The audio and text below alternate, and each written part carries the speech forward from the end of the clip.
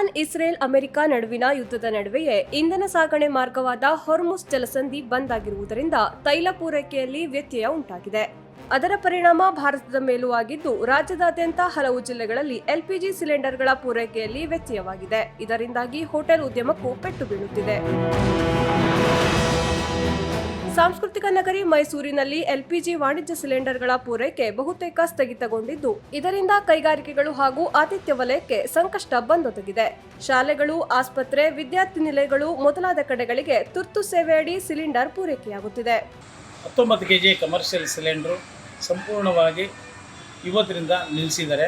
ಇದು ಮುಂದಿನ ಇನ್ನು ಒಂದೆರಡು ದಿನದಲ್ಲಿ ಈ ಹೋಟ್ಲ್ ಉದ್ಯಮ ಸಂಪೂರ್ಣವಾಗಿ ಸ್ಥಗಿತದ ಎಲ್ಲ ಲಕ್ಷಣಗಳು ಕಾಣಿಸ್ತಾ ಇದ್ದಾವೆ. ನಿನ್ನೆವರೆಗೂ 50% ಕಮರ್ಷಿಯಲ್ ಸಿಲಿಂಡರ್ಸ್ ಸರಬರಾಜಾಗ್ತಿತ್ತು. ಇವತ್ತಿಂದ ಸಂಪೂರ್ಣವಾಗಿ ರೀಫಿಲ್ಲಿಂಗ್ ಪ್ಲಾಂಟ್ಗಳು ಮುಚ್ಚಿರೋದ್ರಿಂದ ಸರಬರಾಜು ಯಾರೂ ಕೂಡ ಕಮರ್ಷಿಯಲ್ ಸಿಲಿಂಡರ್ ಕೊಡ್ತಾ ಇಲ್ಲ. ತುಮಕೂರಿನಲ್ಲಿ ವಾಣಿಜ್ಯ ಬಳಕೆಯ ಅನಿಲ ಸಿಲಿಂಡರ್ ಪೂರೈಕೆ ಸ್ಥಗಿತಗೊಂಡಿದ್ದರಿಂದ ಕೆಲವು ಹೋಟೆಲ್ಗಳು ಬಂದ್ ಆಗಿವೆ. 2-3 ದಿವಸದಿಂದ ಸಿಲಿಂಡರ್ ಸಿಕ್ತಿತ್ತು, ಕೊಟ್ಟರು ಮಾಡಿದ್ರು. ಈಗ ದೊಡ್ಡ ಸಿಲಿಂಡರ್ ಸಿಗ್ತಲ್ಲ, ಚಿಕ್ಕ ಸಿಲಿಂಡರ್ ಸಿಗ್ತಲ್ಲ. ಚಿಕ್ಕ ಸಿಲಿಂಡರ್ ಹೋಟೆಲ್ ಯೂಸ್ ಮಾಡೋಂಗಿಲ್ಲ. ದೊಡ್ಡ ಸಿಲಿಂಡರ್ದು ತುಂಬ ಪ್ರಾಬ್ಲಮ್ ಆಗ್ತಿದೆ, ಯೂಸ್ ಮಾಡೋಕ್ಕಾಗ್ತಾಯಿಲ್ಲ. ಅದರಿಂದ ರಜಾ ಮಾಡಿದ್ವಿ, ಸಿಲಿಂಡರ್ ಸಿಗ್ತಾಯಿಲ್ಲ ಕಾರಣ.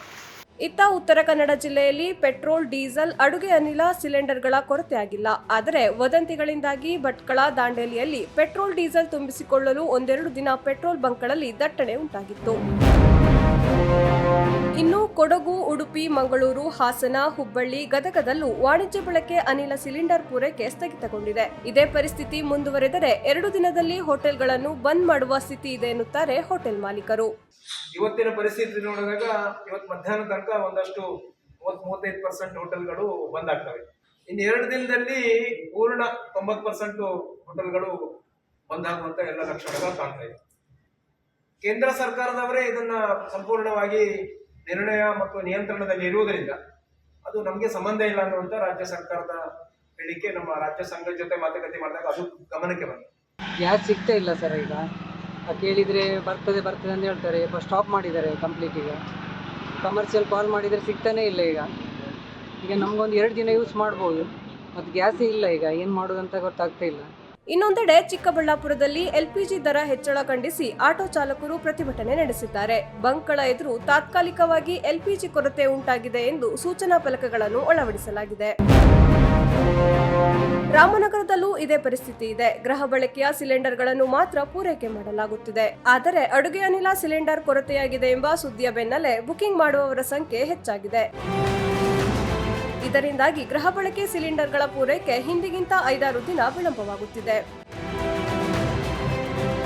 5ನೇ ತಾರೀಕು ಗಂಟನೂ 59, 64 ಇತ್ತು. ಅದಾದ್ಮೇಲೆ ತಿರ್ಗಾ 64, 74 ಆಯಿತು. ಇವತ್ತಿನ ರೇಟ್ ಬಂದು 69, 74 ಆಗಿದೆ. ಪ್ರತಿ 10 ದಿವಸದೊಳಗೇನೆ 11 ರೂಪಾಯಿ ಗ್ಯಾಸ್ ರೇಟ್ ಜಾಸ್ತಿ ಆಗಿದೆ. ಯಾದಗಿರಿಯಲ್ಲಿ ಪ್ರಸ್ತುತ ಸಿಲಿಂಡರ್ಗಳ ಕೊರತೆ ಕಂಡುಬಂದಿಲ್ಲ. 2-3 ದಿನಗಳಿಗೆ ಆಗುವಷ್ಟು ಸಿಲಿಂಡರ್ಗಳ ದಾಸ್ತಾನು ಇದೆ ಎನ್ನಲಾಗಿದೆ. ಆದರೂ ನಗರದ ಕೆಲವು ಹೋಟೆಲ್ಗಳಲ್ಲಿ ಸೌದೆ ಒಲೆಗಳಲ್ಲಿ ಅಡುಗೆ ಮಾಡಲಾಗುತ್ತಿದೆ. ಬೀದರ್ ಸೇರಿದಂತೆ ಈ ಭಾಗದ ಹಲವು ಕಡೆಗಳಲ್ಲಿ ಇದೇ ಪರಿಸ್ಥಿತಿ ಎದುರಾಗಿದೆ.